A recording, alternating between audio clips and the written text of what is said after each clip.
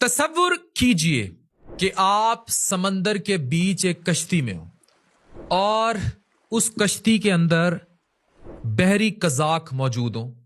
وہ آپ کے سامنے لوگوں کو پکڑ کر ان کے ہتھوڑے مار رہے ہوں سر پر، اور اس کے بعد ان کی آنکھیں نکالی جا رہی ہوں اور آپ کے سامنے ان کو سمندر میں پھینکا جا رہا ہو، اور پتا ہو کہ اگلا وکٹم آپ ہوں گے. آپ کے سر پر ہتھوڑے مارے جائیں گے، آنکھیں نکال دی جائیں گی اور پھر سمندر میں پھینک دیا جائے گا. تو آپ کی آنکھوں کے سامنے اس ٹائم کون سا منظر چل رہا ہوگا؟ آپ کے بچے، آپ کے والدین، آپ کا پیار، آپ کی بیگم، جن کو آپ چھوڑ کر اس دنیا سے ایک ان نون جگہ پر ڈوبنے لگے ہیں. ہم نے بھی بچنا نہیں ہے.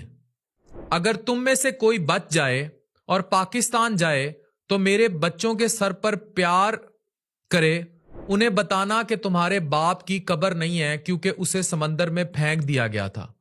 بس اس کے لیے ویسے ہی دعا کر دیا کرنا.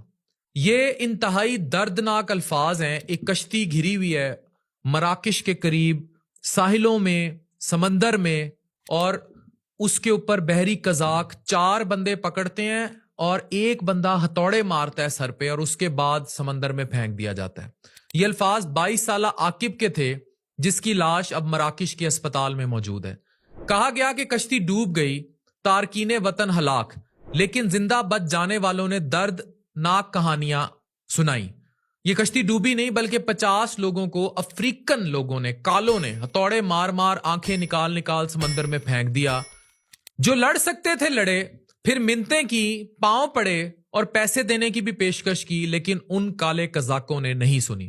یہ وہ قزاق ہیں جو یہاں ایجنٹ سے رابطوں میں ہیں پاکستان میں، اور انہوں نے یہ جو آپ لوگ جاتے ہیں باہر ڈنکی لگا کر، اس ذریعے ایجنٹ پہنچاتے ہیں. ایف آئی اے آپ لوگوں کو سمجھا تھک گئی. ایجنٹس جب آپ مارے جاتے ہیں آپ کے لوگ، پھر آپ ان کے ساتھ تعاون کرتے ہیں اور پھر اپنا بچہ بھیج دیتے ہیں باہر، اور وہ پھر اس طرح مارے جاتے ہیں. کہیں کشتیاں ڈوبتی ہیں، کہیں بارڈر پہ گولیاں لگتی ہیں، کہیں کتے کھاتے ہیں، کہیں پیاس سے مرتے ہیں، کہیں پاؤں اتر جاتے ہیں، کہیں بارڈر فورسز بری طرح ٹارچر کرتی ہیں، اور کہیں یہ قزاق ان کے ساتھ ہتھوڑے مارتے ہیں، آنکھیں نکالتے ہیں. لیکن پھر بھی ہم ان ایجنٹس کے ہاتھ چڑھیں گے. خالد انیس صاحب ایف آئی اے کے ڈائریکٹر ہیں ملتان ونگ کے. میری اکثر ان سے اس ٹاپک پر بات ہوتی ہے. میرے بہت اچھے عزیز دوست بھائی ہیں بڑے. وہ کہتے ہیں ان کو ایجوکیٹ کرو، انہیں بتاؤ ان کے ساتھ ظلم کیا ہو رہا ہے. لیکن یہ باز نہیں آتے. یہ لوگ پھر جاتے ہیں بار بار، اور انسانی سمگلنگ ہوتی ہے، ان کے اعضا تک نکال لیے جاتے ہیں. اب 50 گھروں کی امیدیں 20 سمندر میں ہتھوڑے مار مار، آنکھیں نکال نکال پھینک دی گئیں. صرف سال 2024 میں 10,000 سے اوپر لوگ 2 نمبر طریقوں سے یورپ گئے ہیں. کشتیاں الٹی ہیں، بہت سارے مسائل ہوئے ہیں، اور یہ ہلاکتیں اس پیمانے پر انہی میں رپورٹ ہوئی ہیں. کتنے ماں باپ، بچوں کے پیارے، بیویاں یہاں اپنی کوئی منگیتر چھوڑ کے گیا ہے. یورپ، لالچ، سپنے. ماننا کہ غربت ہے، لیکن ملک کے حالات اتنے خراب تو نہیں کہ آپ اپنی زندگی برباد کر دیں. اور ان سے سیکھیں جو ای کامرس اور آن لائن. میں پھر حکومت کو کہوں گا کہ آئی ٹی انڈسٹری کو ویلکم کرے، وہ ویلکم کریں اور آن لائن طریقے سے لوگوں کو باہر سے پیسے یہاں لانا سکھائیں. روکھی سوکھی کھا کر گزارا کر لیں لیکن پیاروں میں رہیں. اب تو ای کامرس کا زمانہ ہے، دنیا اتنی آگے چل گئی ہے. پڑھیں لکھیں، اسکل حاصل کریں، گھر بیٹھ کر کمایا جا سکتا ہے. اتنی تکلیف دہ اذیت سے گزرنے کی کیا ضرورت ہے؟